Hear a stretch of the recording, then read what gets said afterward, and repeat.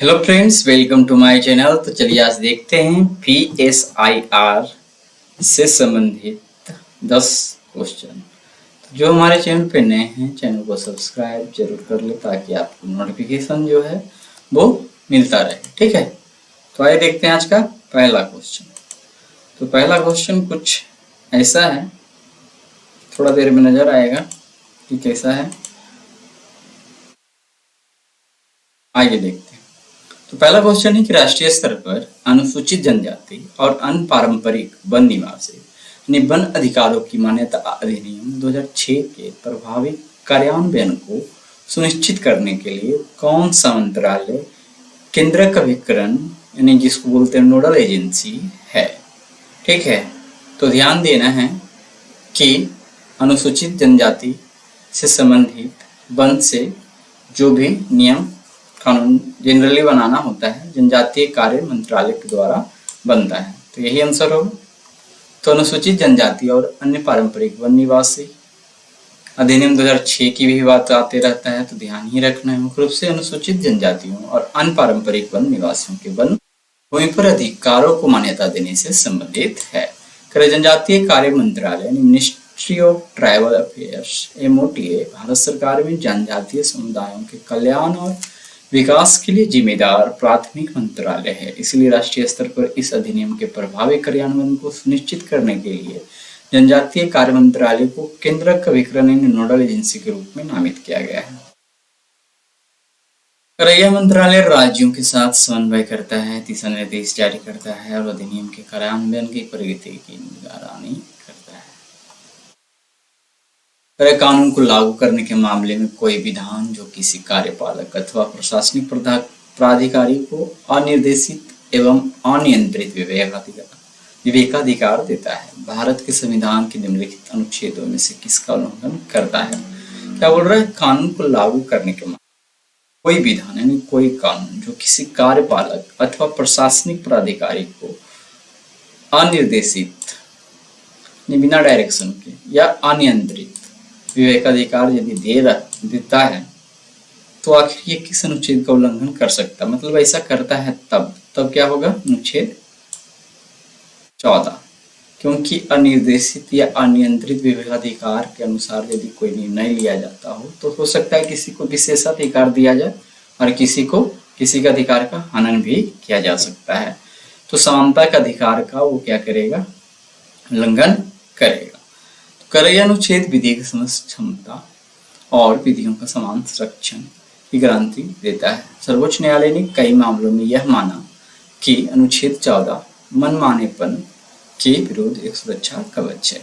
जब कोई कानून किसी कार्यपालक या प्रशासनिक प्राधिकारी को अनिर्देशित और अनियंत्रित विवेकाधिकार देता है तो इसका मतलब है कि वह प्राधिकारी बिना किसी स्पष्ट दिशा निर्देश या नियंत्रण की अपनी इच्छा से कार्य कर सकता है। यह स्थिति मनमानी कार्रवाई को जन्म दे सकती है, जहां समान परिस्थितियां वाले व्यक्तियों के साथ अलग अलग व्यवहार किया जा सकता है। ऐसी मनमानी कार्रवाई अनुच्छेद 14 में निहित समानता के सिद्धांत का उल्लंघन करती है। कानून को उचित, निष्पक्ष और गैर मनमाना होना चाहिए। अनियंत्रित विवेकाधिकार कानून के शासन के विरुद्ध है। यह अनुच्छेद 14 का एक आधारभूत तत्व है। अब अनुच्छेद 28 की बात किया जाए तो ये धार्मिक स्वतंत्रता का भाग होगा। ठीक है, 25 से 28 कर कुछ शिक्षण संस्थानों में धार्मिक शिक्षा या उपासना में उपस्थित होने की स्वतंत्रता से। फिर है अनुच्छेद 32 कर संवैधानिक उपचार का अधिकार है, जिसके तहत मौलिक अधिकारों के उल्लंघन पर सर्वोच्च न्यायालय जाने का अधिकार है। यह अधिकार नहीं है जिसका उल्लंघन हो रहा है, बल्कि उल्लंघन होने पर उपचार का प्रावधान ये करता है। 44 क्या है? तो यह नागरिकों के लिए एक समान नागरिक संहिता UCD से संबंधित है, जो राज्य की नीति निर्देशक तत्व का हिस्सा है, न कि मौलिक अधिकार का है। तथा किसी प्राधिकारी को अनियंत्रित विवेकाधिकार देना सीधे तौर पर अनुच्छेद 14 का क्या होता है? उल्लंघन होता है। भारतीय राज्य व्यवस्था में निम्नलिखित में से कौन सी अनिवार्य विशेषता है जो यह दर्शाती है कि उसका स्वरूप संज्ञेय है? ठीक है, तो भारतीय राज्य व्यवस्था में निम्नलिखित में से कौन सी अनिवार्य विशेषता है जो यह दर्शाती है कि उसका स्वरूप संज्ञेय है? तो देखते हैं, ऑप्शन है न्यायपालिका की स्वतंत्रता सुरक्षित है। संघ की विधायिका में संघटक इकाइयों के निर्वाचित प्रतिनिधि संघ की विधायिका में जो संगठक इकाई होता है, मतलब उसका जो निर्माण हम करते हैं, ठीक है, वहाँ पे निर्वाचित प्रतिनिधि होते हैं। तो क्या ये संघीय स्वरूप को सही से वर्णन करता है? फिर एक केंद्रीय मंत्रिमंडल में क्षेत्रीय पार्टियों के निर्वाचित प्रतिनिधि हो सकते हैं। तो जरूरी नहीं है निर्वाचन जहाँ हो रहा है वो संघीय ही हो, ठीक है। फिर है मूलाधिकार न्यायालय द्वारा परिवर्तनीय है। तो मूलाधिकार न्यायालय द्वारा परिवर्तनीय है, यहाँ तक लगता है संघीय का भाग नहीं है आंसर। फिलहाल इसका ये दिया जा रहा है न्यायपालिका की स्वतंत्रता सुरक्षित है।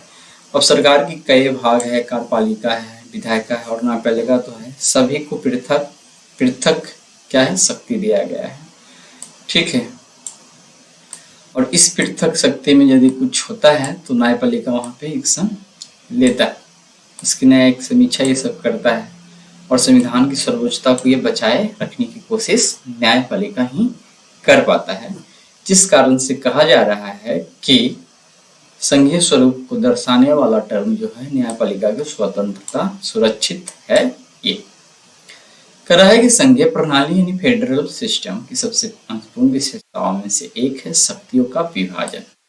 केंद्र और राज्यों या इसके संगठक इकाइयों के बीच ये शक्ति का बंटवारा होता है। यह विभाजन संविधान द्वारा किया जाता है। कर इस विभाजन को बनाए रखने और यह सुनिश्चित करने के लिए कि न तो केंद्र और न एक दूसरे के अधिकार क्षेत्र का अतिक्रमण करे, एक स्वतंत्र न्यायपालिका का होना अनिवार्य है। कर स्वतंत्र न्यायपालिका संविधान की व्याख्या करती है और केंद्र तथा राज्यों के बीच उत्पन्न होने वाले किसी भी विवाद का निपटारा करती है। यह संविधान की सर्वोच्चता को बनाए रखती है जो संघीय ढांचे का आधार है। इसीलिए न्यायपालिका की स्वतंत्रता व्यवस्था के संघीय स्वरूप को दर्शाने वाली एक अनिवार्य विशेषता है। बाकी की बात किया जाए तो इसको भी देख ही लेते हैं। संघ की विधायिका में संगठक इकाइयों के निर्वाचित प्रतिनिधि होते हैं। कर यह राज्यसभा के संदर्भ में संघीय व्यवस्था का एक लक्षण है, लेकिन यह अकेले संघ के स्वरूप को अनिवार्य रूप से सिद्ध नहीं करता है। कुछ एकात्मक प्रणालियों में भी क्षेत्रीय प्रतिनिधित्व हो सकता है। संघीय व्यवस्था का मूल तत्व शक्तियों का विभाजन और उसे बनाए रखने की व्यवस्था ही होती है। पर एक केंद्रीय मंत्रिमंडल में क्षेत्रीय पार्टियों के निर्वाचित प्रतिनिधि हो सकते हैं। कर यह गठबंधन राजनीति या संसदीय लोकतंत्र की एक विशेषता है। क्या है? केंद्रीय मंत्रिमंडल में क्षेत्रीय पार्टियों के निर्वाचित प्रतिनिधि हो सकते हैं। पर यह गठबंधन राजनीति या संसदीय लोकतंत्र की विशेषता है, न कि संघीय व्यवस्था की। मूलाधिकार न्यायालय द्वारा परिवर्तनीय है। यह एक संवैधानिक लोकतंत्र है और कानून के शासन की विशेषता है जो एकात्मक और संघीय दोनों प्रकार की व्यवस्थाओं में हो सकता है। पर यह सीधे तौर पर केंद्र राज्य संबंधों के शक्तियों के विभाजन से संबंधित तो है नहीं, जो संवाद का मूल है। अतः न्यायपालिका की स्वतंत्रता है वह अनिवार्य विशेषता है जो शक्तियों के संवैधानिक विभाजन को बनाए रखने और संघीय संतुलन को सुनिश्चित करने के लिए महत्वपूर्ण है। निम्नलिखित में से कौन सा राज्य शब्द को सर्वोत्तम रूप से परिभाषित करता है? राज्य शब्द को सबसे बेहतर तरीके से जो है परिभाषित करने का काम देखते हैं ऑप्शन में कि व्यक्तियों का एक समुदाय जो बिना किसी बाह्य नियंत्रण के एक निश्चित भूभाग में स्थायी रूप से निवास करता है और जिसकी एक संगठित सरकार है, ठीक है। फिर है कि एक निश्चित भूभाग के राजनीतिक रूप से संगठित लोग जो स्वयं पर शासन करने और कानून एवं व्यवस्था को बनाए रखने एवं नैसर्गिक अधिकारों की रक्षा करने तथा अपनी जीविका के साधनों को सुरक्षित रखने का अधिकार रखते हैं। निश्चित भूभाग तो होता है एक राज्य का, यहाँ तक तो ठीक है, जो स्वयं पर शासन करने, कानून व्यवस्था को बनाए रखने। तो एक तरह से यहाँ पे कुछ लोकतंत्र की परिभाषा जोड़ दिया गया है कि शासन पे शासन करता है तो वो तो लोकतंत्र होगा राज्य में, ठीक है। तो ये ज्यादा सटीक है नहीं। आगे है कि बहुत से व्यक्ति जो एक निश्चित भूभाग में बहुत लंबे समय से अपनी संस्कृति, परंपरा और शासन व्यवस्था के साथ रहते आए हैं, ठीक है। तो एक क्षेत्र विशेष को बना तो जरूर सकता है, बट राज्य की पूरी तरह से परिभाषा को परिभाषित नहीं करता है। कर एक निश्चित भूभाग में स्थायी रूप से रह रहा समाज जिसके केंद्रीय प्राधिकार तथा केंद्रीय प्राधिकार के प्रति उत्तरदायी कार्यपालिका और एक स्वतंत्र न्यायपालिका हो, ठीक है। तो एक कार्यपालिका और एक स्वतंत्र न्यायपालिका हो एक निश्चित भूभाग भी आ गया, बट अभी भी एक टर्म छुटता है राज्य की परिभाषा के लिए, वो पहला में मिलता है। मतलब व्यक्तियों का एक समुदाय जो बिना किसी बाह्य नियंत्रण के एक निश्चित भूभाग में स्थायी रूप से निवास करता है और उस जिसकी एक संगठित सरकार हो। और ये वेल नोन डिफिनेशन है कि जो हमारे पास राज्य है 2829, वो राज्य वास्तव में है नहीं, एक देश की परिभाषा ही राज्य की परिभाषा होती है।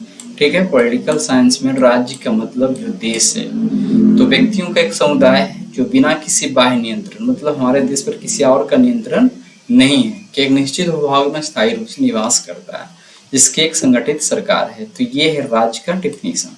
ठीक है, चल की भाषा में बाकी जो राज्य है वो राज्य हैं, बट इस डिफिनेशन के अनुसार जो राज्य का डिफिनेशन होगा भारत देश और देश के लिए होगा।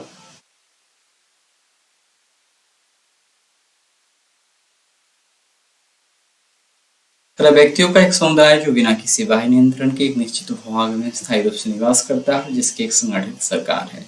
राजनीति विज्ञान में राज्य की अवधारणा के 4 अनिवार्य तत्व माने जाते हैं, और यही है जनसंख्या हो, ठीक है, निश्चित भूभाग हो, एक सरकार वहां हो और उसकी एक संप्रभुता हो, तब वो जाकर राज्य कहलाता है। ठीक है, आंतरिक संप्रभुता, राज्य अपने भूभाग के भीतर सभी व्यक्तियों और संघों पर सर्वोच्च होता है। बाह्य संप्रभुता, राज्य किसी भी बाहरी नियंत्रण या सत्ता से स्वतंत्र होता है, तब जाकर वो एक राज्य कहलाता है, मतलब कि एक देश कहलाता है। ठीक है, तो बाकी चीज को छोड़ते हैं। बहुत से भारतीय न्यायपालिका के संदर्भ में निम्नलिखित कथनों पर विचार कीजिए। भारत के राष्ट्रपति के पूर्वानुमति से भारत के मुख्य न्यायमूर्ति द्वारा उच्चतम न्यायालय से सेवानिवृत्त किसी न्यायाधीश को उच्चतम न्यायालय के न्यायाधीश के पद पर बैठने और कार्य करने हेतु फिर से बुलाया जा सकता है। तो ये कथन क्या है? सही। भारत में किसी भी उच्च न्यायालय को अपने निर्णय के पुनर्विलोकन की शक्ति प्राप्त है, जैसा कि उच्चतम न्यायालय के पास है। तो स्पष्ट रूप से क्या है, उच्च न्यायालय को उस प्रकार का अधिकार नहीं है न्यायिक पुनरीक्षण करने का जिस प्रकार का अधिकार उच्चतम न्यायालय के पास है। इस प्रकार से ये क्या होगा? गलत हो जाएगा। कथन सिर्फ एक सही होगा और इक्वेशन आंसर एक दिया है। ये 2021 का क्वेश्चन होना चाहिए। भारत के संविधान के अनुच्छेद 128 के अनुसार भारत के मुख्य न्यायमूर्ति किसी ऐसे व्यक्ति से जो उच्चतम न्यायालय के न्यायाधीश का पद धारण कर चुका है या जो फेडरल कोर्ट का न्यायाधीश रह चुका है या उच्च न्यायालय का ऐसा न्यायाधीश रह चुका है जो उच्चतम न्यायालय के न्यायाधीश नियुक्त होने के लिए सम्यक रूप से अर्हित है, तो उच्चतम न्यायालय के न्यायाधीश के रूप में बैठने के लिए कार्य करने का अनुरोध कर सकते हैं। अतः कथन अनुच्छेद 128 के प्रावधानों को सटीक रूप से दर्शाता है।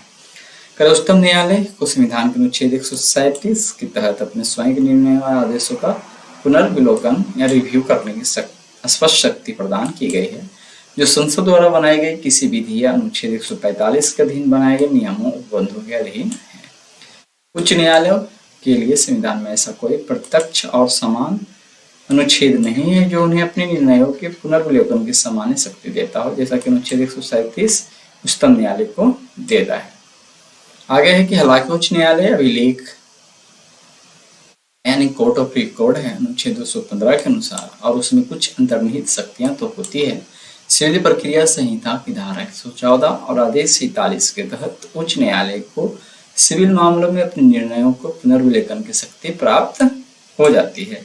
इसी तरह अपने रीट अधिकारिता अनुच्छेद 226 के तहत दिए गए निर्णयों का भी कुछ आधारों पर पुनर्विलोकन कर सकते हैं। और साथ ही साथ ये भी ध्यान देना है कि रीट की अधिकारिता का जो क्षेत्र होता है उच्च न्यायालय के पास उच्चतम न्यायालय से अधिक होता है, तो कुछ अधिकार है इसके पास। लेकिन आपराधिक मामलों में दंड प्रक्रिया संहिता सीआरपीसी की धारा 362 स्पष्ट रूप से न्यायालय यानी उच्च न्यायालय सहित को अपने निर्णय अंतिम आदेश पर हस्ताक्षर करने के बाद उसे बदलने या उसका पुनर्विलोकन करने से रोकती है, सिवाय लिखित या गणितीय त्रुटि को ठीक करने से। मतलब लेखन में कुछ गलती हो गया है, उस कैलकुलेशन में गलती हुआ है तो उसको सुधार सकता है, बट एक बार जब इसने निर्णय दे दिया तो इसको फिर से यदि न्यायिक समीक्षा की बात किया जा सकता है तो वो उच्चतम न्यायालय खुद नहीं करेगा। इसका संज्ञान जो है, अच्छा उच्चतम न्यायालय नहीं, उच्च न्यायालय खुद नहीं करेगा और इसका संज्ञान सर्वोच्च न्यायालय या उच्चतम न्यायालय लेगा या फिर बोलते हैं सुप्रीम कोर्ट लेगा। तो यह न्यायालय को अपने निर्णय के पुनर्विलोकन की शक्ति वैसी ही प्राप्त है जैसे उच्चतम न्यायालय को है, सही नहीं। उच्चतम न्यायालय की शक्ति का स्रोत अनुच्छेद 137 और दायरा आपराधिक मामलों सहित उच्च न्यायालयों से क्या है, भिन्न है। भारत के संदर्भ में निम्नलिखित कथनों पर विचार कीजिए। भारत में केवल एक ही नागरिकता और एक ही अधिवास है। तो ये कथन क्या है, सही है। तो जो व्यक्ति जन्म से नागरिक हो केवल वही राष्ट्राध्यक्ष बन सकता है। तो इसके लिए ये गलत कहा गया है कि जो भारत का सिर्फ जन्म से नागरिक है वही क्या है, नागरिक, राष्ट्रपति नहीं बनेगा। राष्ट्राध्यक्ष मतलब राष्ट्र का अध्यक्ष कौन है, राष्ट्रपति, ठीक है ना, राष्ट्रपति बन सकता है।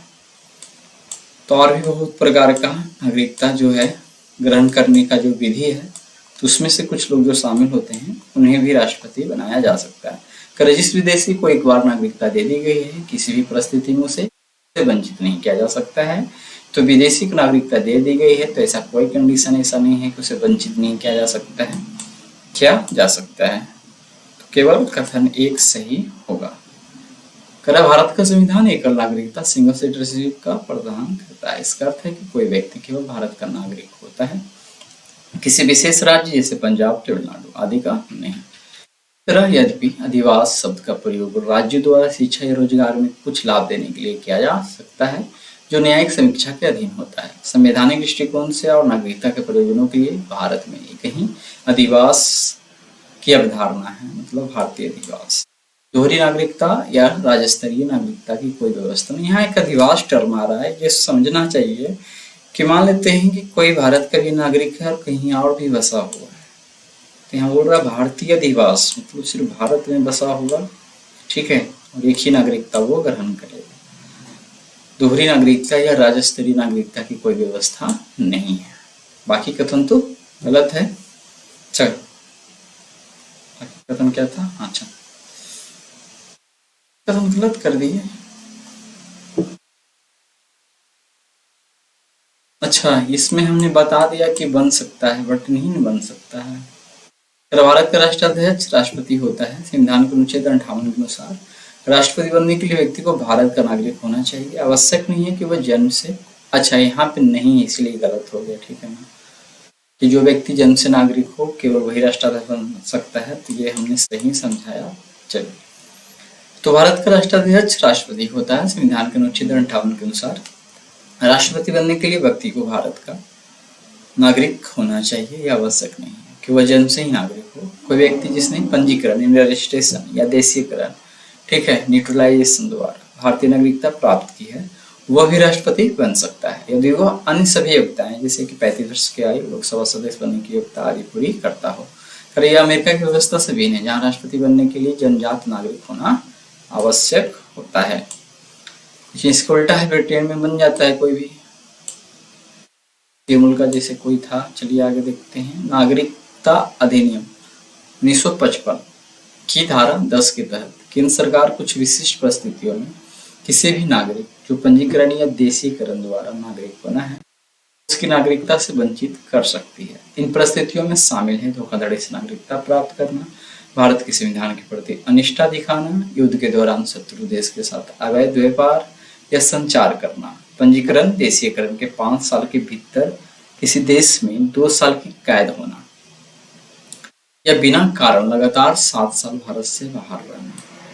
तो यहाँ पे एक पंजीकरण और देशीकरण के द्वारा जिसे नागरिकता मिला है वो 5 साल के भीतर किसी देश में 2 साल की कैद यदि प्राप्त कर लेता है या बिना किसी कारण भारत से 7 साल भारत से बाहर रहता है, तब क्या होता है, उसकी नागरिकता समाप्त की जा सकती है। तो यह कहना है कि किसी भी परिस्थिति में नागरिकता से वंचित नहीं किया जा सकता, ये गलत है।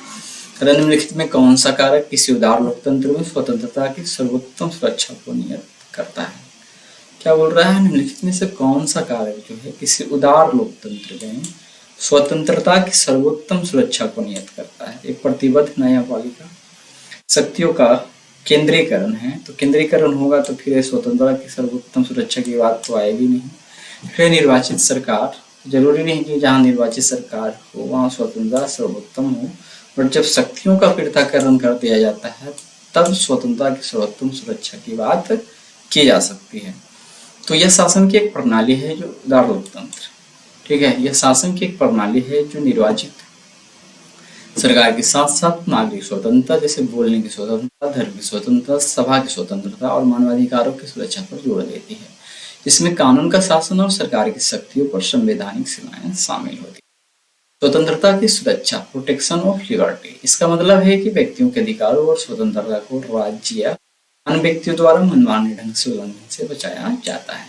करेक्ट, प्रतिबद्ध न्यायपालिका। प्रतिबद्ध शब्द अस्पष्ट है। यदि इसका अर्थ सत्तारूढ़ दल या विचारधारा के प्रति प्रतिबद्धता है तो यह स्वतंत्रता के लिए हानिकारक है, क्योंकि न्यायपालिका सरकार की शक्ति पर नियंत्रण नहीं रखेगी। इसका अर्थ संविधान और कानून के शासन के प्रति प्रतिबद्धता है, यानी स्वतंत्रता और निष्पक्षता है, तो यह स्वतंत्रता की रक्षा के लिए महत्वपूर्ण है। हालांकि यह अकेले पर्याप्त नहीं हो सकता है और यह स्वयं शक्तियों के पृथक्करण के सिद्धांत का होता है। शक्तियों का केंद्रीकरण यदि कर दिया जाए तो शक्तियों का एक ही स्थान या व्यक्ति में केंद्रित होना स्वतंत्रता के लिए सबसे बड़ा खतरा है। यह तानाशाही या अधिनायकवाद को जन्म दे सकता है, जहां सरकार की शक्ति पर कोई प्रभावी रोक नहीं। उदार लोकतंत्र शक्तियों के पृथक्करण और विकेंद्रीकरण पर आधारित होती है। निर्वाचित सरकार, एक निर्वाचित सरकार लोकतंत्र का आधार है, लेकिन यह स्वतः ही स्वतंत्रता की गारंटी नहीं देती है। बहुमत द्वारा चुनी गई सरकार भी अल्पसंख्यक या व्यक्तियों की स्वतंत्रता का हनन कर सकती है। बहुमत का अत्याचार। स्वतंत्रता की रक्षा करने के लिए निर्वाचित सरकार की शक्तियों पर सीमाएं आवश्यक होती है। शक्तियों का पृथक्करण कर, यह सिद्धांत सरकार की शक्तियों को विभिन्न शाखाओं, आमतौर पर विधायिका, कार्यपालिका और न्यायपालिका के बीच विभाजित करता है। प्रत्येक शाखा की अपनी अलग अलग भूमिका होती है और वह अन्य शाखाओं की शक्तियों को नियंत्रित और संतुलित करता है। यह किसी भी एक शाखा को अत्यधिक शक्तिशाली बनने से रोकता है और यही तो आंसर भी था, ठीक है। और इस प्रकार सरकारी शक्तियों के दुरुपयोग को सीमित करता है, जो स्वतंत्रता की सुरक्षा के लिए मौलिक है। एक स्वतंत्र न्यायपालिका इसी पृथक्करण का महत्वपूर्ण परिणाम है और घटक, ठीक है। यद्यपि एक स्वतंत्र न्यायपालिका और निर्वाचित सरकार उदार लोकतंत्र के महत्वपूर्ण तत्व हैं। शक्तियों का पृथक्करण वह संरचनात्मक व्यवस्था है जो सरकार की शक्ति को सीमित करने का काम करता है और नियंत्रित एवं संतुलन भी प्रदान करता है, जिसके कारण क्या होता है, स्वतंत्रता की सर्वोत्तम सुरक्षा सुनिश्चित हो पाती है। भारतीय संविधान के अंतर्गत धन का केंद्रीकरण किसका उल्लंघन करता है? समता का अधिकार, राज्य की नीति निर्देशक तत्व, स्वतंत्रता का अधिकार, कल्याण की अवधारणा। तो ये शायद 39 के आसपास वाले क्या है अनुच्छेद में होता होगा, ठीक है। धन का केंद्रीकरण से रिलेटेड के बाद तो राज्य की नीति निर्देशक तत्व, धन के केंद्रीकरण के उल्लंघन वही किया गया है। तो भारत के संविधान के भाग 4 में राज्य की नीति निर्देशक तत्व वर्णित है, ठीक है। ये तत्व देश में सामाजिक और आर्थिक लोकतंत्र स्थापित करने के लिए राज्य का मार्गदर्शन देते हैं, ठीक है। तो अनुच्छेद ग में ये कहा गया है आर्टिकल 39 से विशेष रूप से निर्देश देता है कि राज्य अपनी नीति का इस प्रकार संचालन करेगा, सुनिश्चित हो कि आर्थिक व्यवस्था इस प्रकार चले जिससे धन और उत्पादन साधनों का सर्वसाधारण के लिए अहितकारी संकेंद्रण न हो। इसका सीधा अर्थ है कि राज्य को ऐसी नीतियां बनानी चाहिए जो धन के केंद्रीकरण को रोके या कम करे, क्योंकि इससे आम जनता के हित में दूर धन का केंद्रीकरण सीधे तौर पर राज्य के नीति निर्देशक तत्वों में उल्लिखित सिद्धांत का उल्लंघन करता है।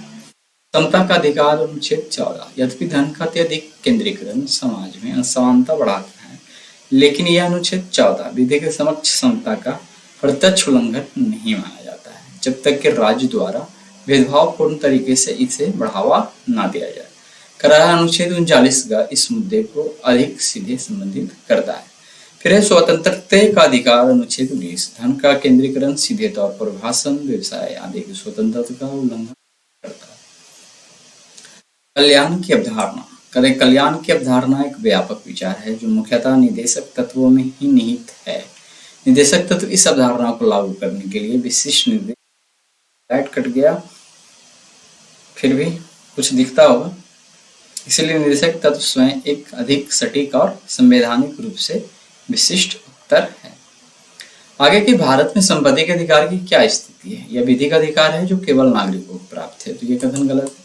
यह विधिक अधिकार है जो किसी भी व्यक्ति को प्राप्त है, ये तो सही लग रहा है। आगे देखते हैं। यह मूल अधिकार है जो केवल नागरिकों को प्राप्त है, तो ये भी अरे या ना तो मूल अधिकार है ना विधिक अधिकार है, तो ये भी गलत है। तो ऑप्शन बी सही है कि विधिक अधिकार है जो किसी भी व्यक्ति को प्राप्त है।